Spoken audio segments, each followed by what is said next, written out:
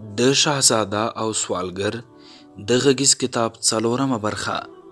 یوه درباري نجیب د پاچا د تخت پر وړاندې ګونډه ووهله او وی ویل: تاسې محترم د خبر یاست چې دا افتخار د انګلستان د لوی مارشال دنده ده، خو هغه لا تر اوسه بندي دی او حضرت علي په هکله کوم امر پاچا یې په خبرو کې ورولوید او وی ویل: بس که د هغه په نامه مې غوږونه مه راخوره.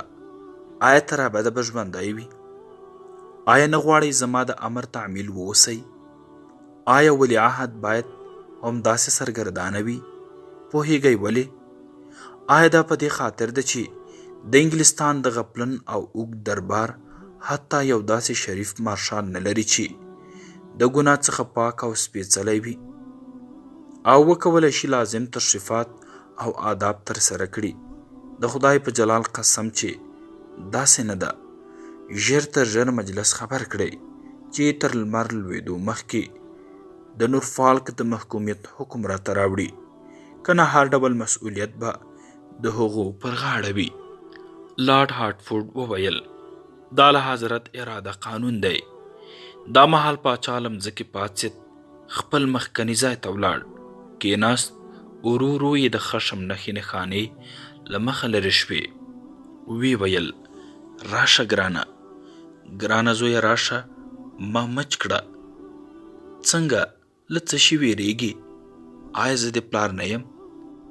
ټام ورته وویل: ای مهربان او عالی مقام شهریاره، تاسې زما په باره کې د ډېرې مهربانۍ او نرمۍ څخه کار اخیستی او ماته مو دا هر څه منظور دي، خو کله چې ستر مارشال د وژنې فکر مې ډېر ځوروي. پاچا وویل: تا هیڅ تغییر نه دی کړی، ته هماغه یې چې وې. مغز به دې تاواني شوی وي، مګر زړه دې د پخوا په شان د عاطفې څخه ډک او سرشاره دی. همیشه نرم او مهربانه یې. بندي مارشال ستا د دغو موروثي لقبونو د لارې ډېر لوی خنډ دی. غواړم چې یو بل داسې کس یې پر ځای وټاکم چې سپېڅلی او رښتینی خدمت وکړي. زویه، ته آرامه اوسه، خپل فکر په دې خبرو مه پرېشانوه. ټام ورته وویل: آیا داسې احساس ونه کړم چې هغه بیچاره زما د وجې مري؟ که زه نه وای، هغه به تر ډېره ژوندی پاتې سوی نه وای. زویه، چورت مه پکې وهه، هغه د دې مینې لیاقت نه لري. راشه، پلار دې یو پلا مچ کړه.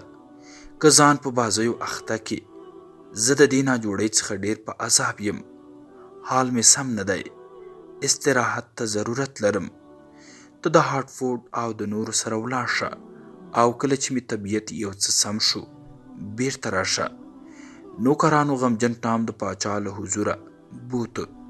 وروسته کلمه د یوه درانه ګوزار غوندې پرې ولګېده او ټول امیدونه یې په نهیلۍ وربدل کړل. بیچاره فکر کاوه چې ازادي یې ترلاسه کړې ده.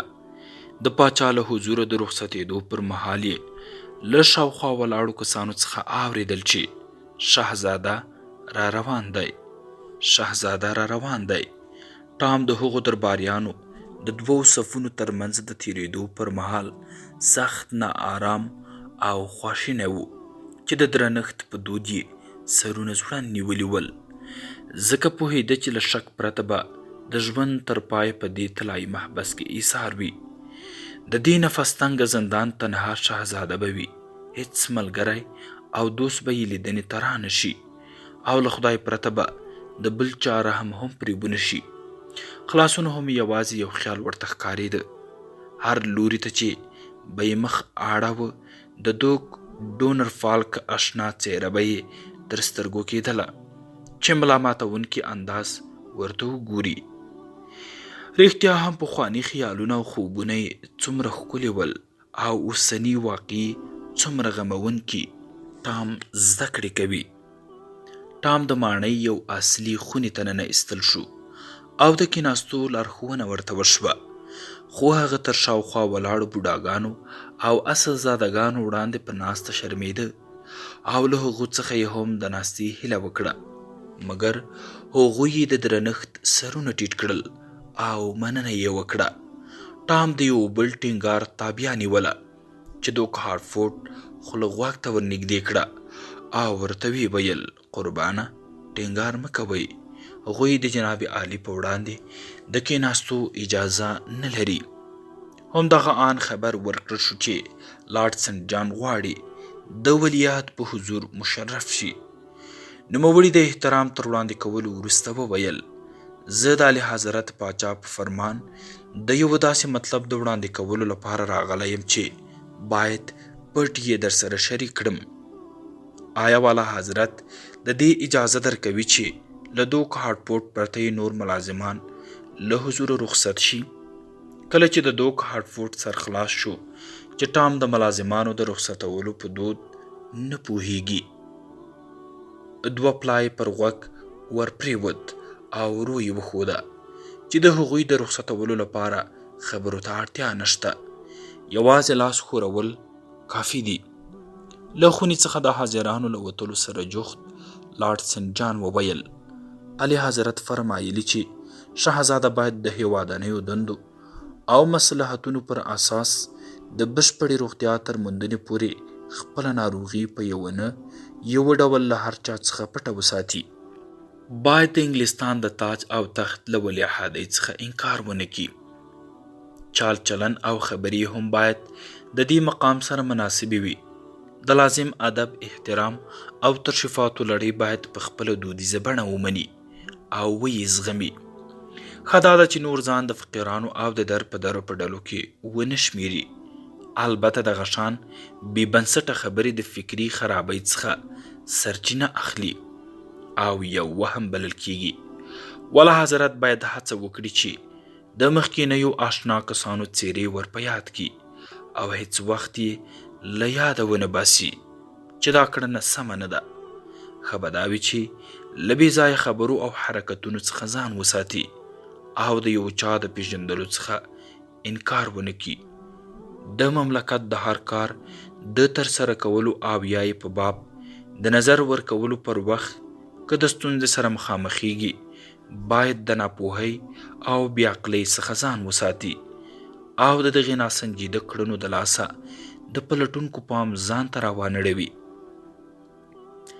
بلکې سمدستي د ښاغلي لارډ هارټفورډ او زما سره چې د اعلی حضرت په فرمان د والا حضرت د مرستې او د سلاکارۍ په افتخار ویاړل شوی یم مشوره وکړي. موږ د ملوکانه امرونو د تعمیلولو لپاره خدمت ته تیار یو. اعلی حضرت پر تاسې سلام وایي او له خدایه مو د چټکې روغتیا او برکتناک ژوند غوښتونکی دی. وروسته یې تعظیم وکړ او په یوه ګوښه کې ودرېد. ټام په ناچارۍ او خاکسارۍ وویل دا چې اعلی حضرت داسې فرمایلي پر سر سترګو یې منم. هیڅوک حق نه لري چې د پاچا د امر څخه سرغړونه وکړي او یا تغییر پکې راولي او یا په چلبازۍ ځان ځینې وکاږي، بلکې دا اوامر لازم الاجرا دي. لارډ هارټفورډ وویل مګر د مطالعې زده کړې او د نورو جدي مسایلو په هکله ملوکانه اوامر لارښوونه کوي چې تر دې وروسته باید دا هر څه په ټپه ودرېږي او ستاسې محترم څخه غوښتنه کوي چې ځان په بازیو مشغول کړئ. که خدای مکړه ستړي او نا آرامه شئ نو په جشن کې برخه واخلئ چې ساعت مو تیر او د خوشحالۍ احساس وکړئ. ټام حیران دریان شو. ویې لیدل چې د لارډ سنټ جان سترګې له خواشینۍ او د ویرې ډکې دي.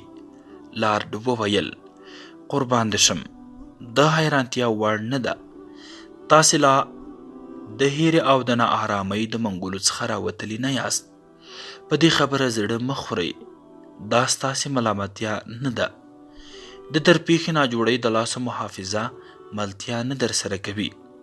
د ښاغلي لارډ هارټفورډ هدف د ښار لوی جشن و. که مو په یاد وي 2 میاشتې د مخه مو د دې جشن قول کړی و او ټاکلې وه چې اعلی حضرت ولیعهد به هم اشتراک پکې کوي. ذهن ته مو یو څه راغلل؟ ټام په داسې حال کې چې بیا یې د څېرې رنګ سور شو په لړزانده غږ وویل بدبختانه هیر شوي مې وو. دغه شیبه د شهزادګۍ الیزابت او د لیډي جین ګرې د راتلو اعلان وشو. دوو حاضرو لارډانو په حیرانۍ سره وکتل. لارډ هټفورډ د دروازې خواته روان شو او شهزادګیانو ته یې د راننوتلو پر وخت په غوږ کې وویل: هیله کوم د ولیعهد د وضعیت بدلون ته توجه مه کوئ. د حافظې پر تېروتنو یې هم حیرانتیا مه ښیئ چې دا کار د اعلی حضرت د سختې ځورېدنې سبب ګرځي. همدغه شیبه لارډ سینټ جان د ټام پر غوږ خوله کېښوده او ورته ویې ویل: قربان دې شم، هیله د ملوکانه اوامر له یاده ونه باسي. کوښښ وکړه تیر حالات او خاطرې در یادې کړې. که مو دا کار د وسه پورې نه دی نو لږ تر لږه داسې وښیئ چې هر څه در معلوم دي او په یوه نامتراقبه عمل د هغوی پام ځان ته مه در اړوئ، ځکه تاسې ډېر پرې ګران یاست او سخته خوا یې در بدیږي. که مو په دغه اروایي مریضۍ خبرې شي ډېرې به غمجنې شي. اعلی حضرت آیا اوس مو خدمت ته پاتې سم او که در څخه رخصت شم آیا غواړئ محترم ماما مو در سره پاتې شي؟ ټام په اشاره خپل رضایت وښود. ورو ورو له دې رازونو سره اشنا کېده.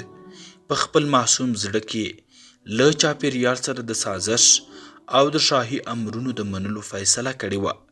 خو له ډېره احتیاطه سره به هم کله ناکله د شهزادګانو او د ټام خبرې داسې ځای ته رسېدې چې ټول به یې هېښول. څو ځله یې له ځانه سره هوډ وکړ چې قیدونه مات کړي او په چغو چغو ووایي چې د دغو شهزادګیانو د لوبو ملګری نه دی. خو د شهزادګۍ الیزابت ځواکمن هوش او تیز فهم لاس ورکړ او دغه راز د هر لاټ له خولې د راوتونکو خبرو هماغه پایله درلوده او له ټام سره یې مرسته کوله. یو ځل لیډي جین ګرې ټام ته وویل: قربان مو شم، آیا نن مو خپله دنده اجرا او د ملکې په حضور مشرف شوئ؟ دې خبرې ټام مضطرب کړ. ځواب ترې ورک شو. نږدې و یوه احمقانه خبره تر خولې راووځي، خو لاډ یې مرستې ته ور ودانګل او په ډېر مهارت یې خبره سمه کړه او د وخت پیژندونکو او په تیښته کې بیدارو درباریانو په شان یې وویل: هو آغلې، اعلی حضرت نن د ملکې په حضور مشرف شو او کله چې درنه ملکه د اعلی حضرت له خولې څخه د ده د روغتیا او پاچا د حاله خبره شوه ډېر یې ونازاوه. همداسې نه د اعلی حضرته؟ ټام د تایید په دود وبنګېد، مګر ښه پوهېده چې بد ځای نښتی دی.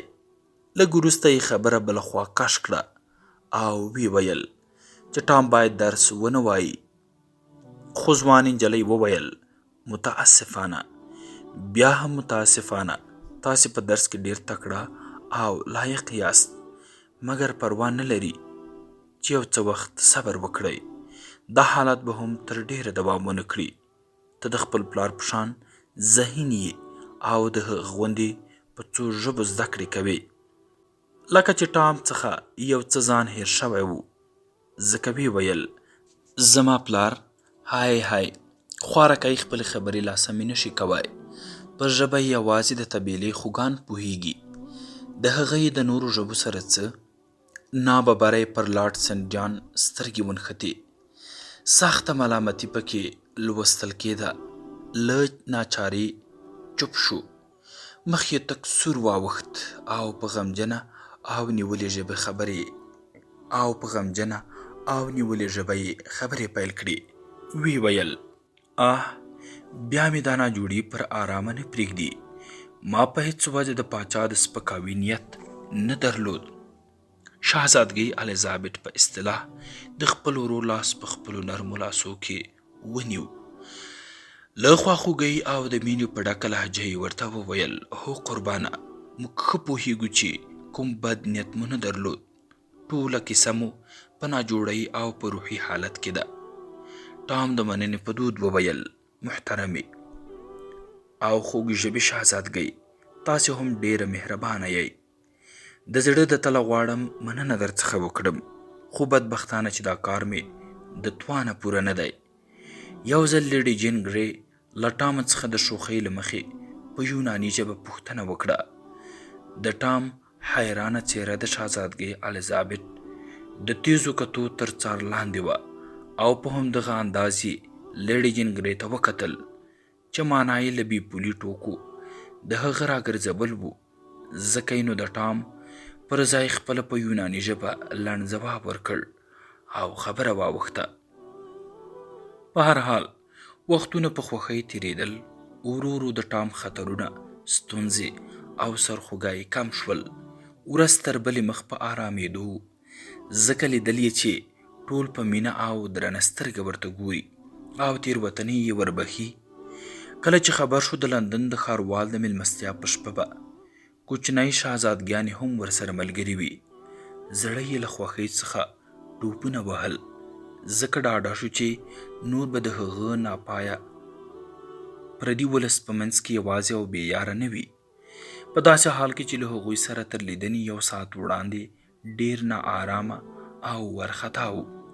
د ټام 2 ساتونکي فرښتې یعنې 2 لارډان له ده سره د خلکو د لیدنې او د مجلس پر مهال ډېر ځورېدل.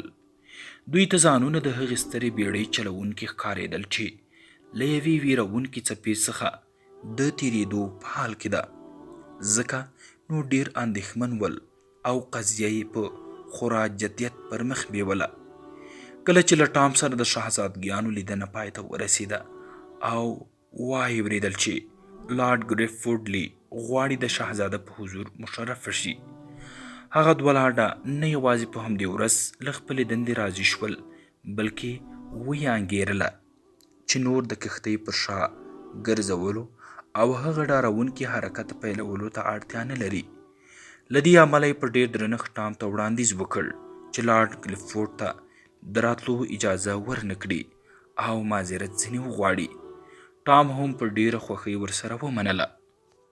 مګر کله چې شهزادګۍ جینګري واورېدل هغه ځوان لاړ ته د مشرفېدو اجازه ورنه کړل شوه، پر څېره یې غم مېلمه شو. یو اوږده انتظار ته ورته درنه چوپتیا خپره شوه. پر ټولو یو عجیب حالت سیوری وکړ. ټام یې په معنا نه شوی پوهېدی. د رنګ شیبۍ په هارټفورډ کې سترګې خښې کړې وې. هغه اشاره ورته وکړه خو د سر پې خلاص نه شو. شهزادګۍ الیزابت د خپلې ځانګړې هوښیارۍ له مخې مرستې ته ورغله او درنښت یې وکړ. ویې ویل ګرانه وروره، اجازه ده چې ولاړه شم؟ ټام ورته وویل ولې نه، هر څنګه چې ستاسو آغلو خوښه وي.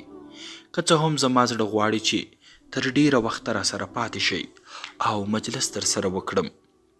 خوشحاله اوسئ. په مخم ګلونه. ټام په زړه کې وخندل او له ځانه سره یې فکر وکړ. بیا هم بده نه شوه. د شهزادګانو او لویانو په هکله وغږېدم.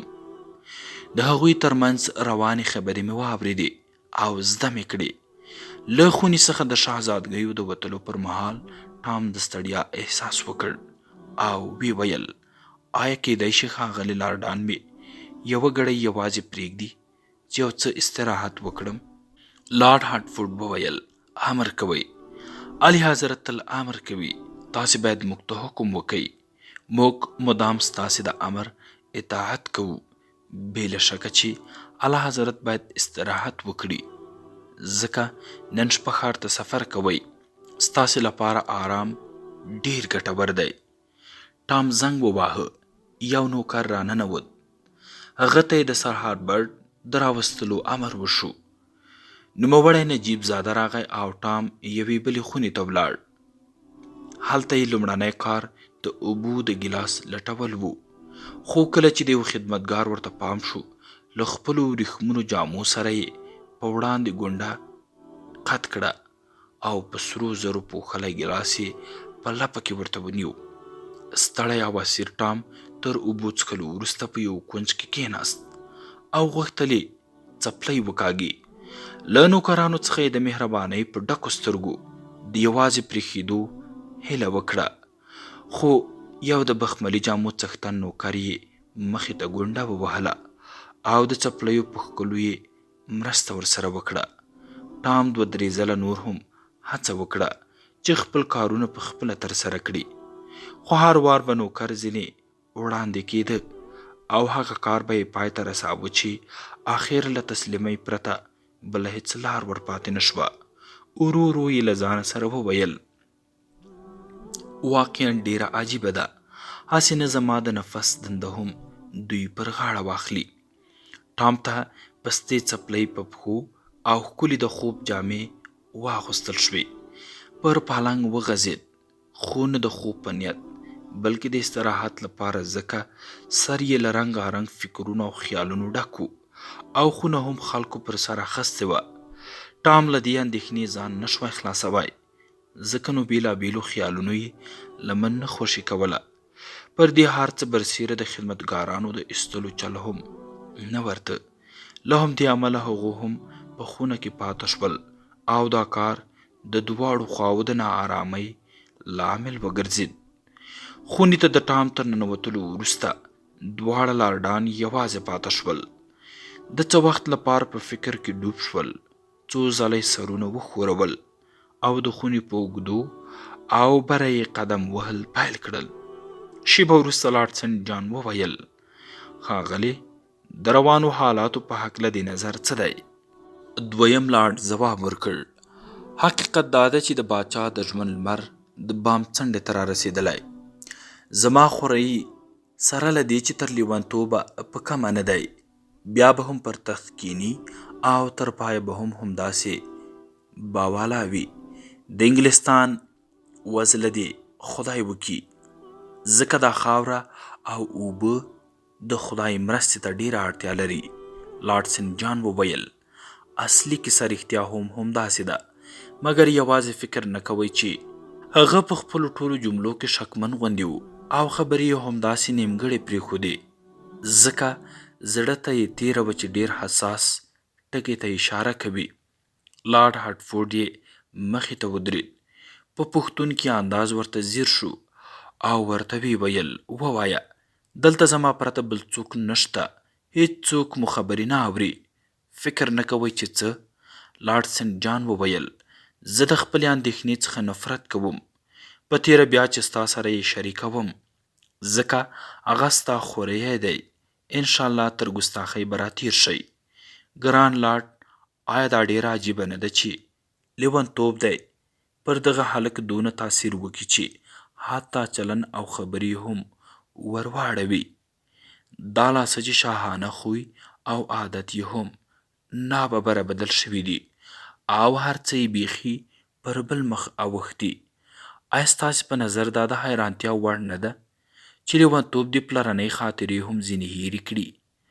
ښاغلی، هیله کوم خواشیني نه شئ. که مهرباني وکړئ او زما خیالات د دې اندېښنو د بار راسپک کړئ، ډېر به درڅخه خوشحاله شم.